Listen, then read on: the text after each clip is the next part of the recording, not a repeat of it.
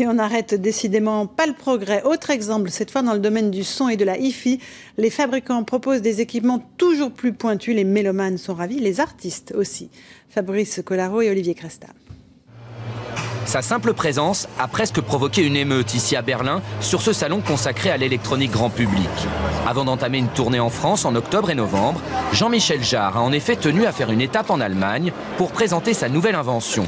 Une enceinte audio extrêmement design et dont la qualité du son a été savamment travaillée. En studio, on compose la musique, on crée de la musique de manière de plus en plus sophistiquée. Et paradoxalement, les conditions dans lesquelles on écoute la musique depuis un certain nombre d'années ne cessent de régresser. C'est-à-dire que le vinyle était d'une qualité assez bonne, le CD d'une qualité largement inférieure, les fichiers MP3 sont encore moins bons.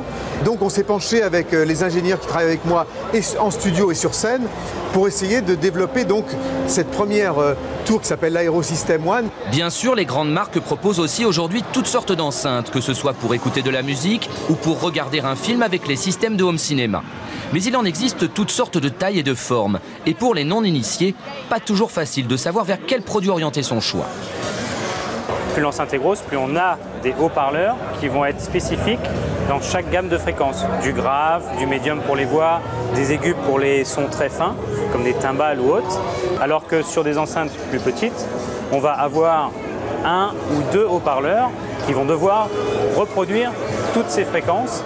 Et à l'ère de la domotique, voici des enceintes sans fil qui communiquent avec l'ordinateur ou même le téléphone portable pour gérer la musique que l'on souhaite écouter, et ce quelle que soit la pièce où l'on se trouve. Vous pouvez placer un de ces appareils dans votre chambre, dans votre salon, dans votre cuisine, et tout est relié sans fil. Et vous pouvez les commander depuis votre iPhone ou depuis votre iPad. Enfin, il existe toutes sortes de systèmes pour écouter la musique contenue dans un baladeur multimédia, des systèmes aux formes plus ou moins originales.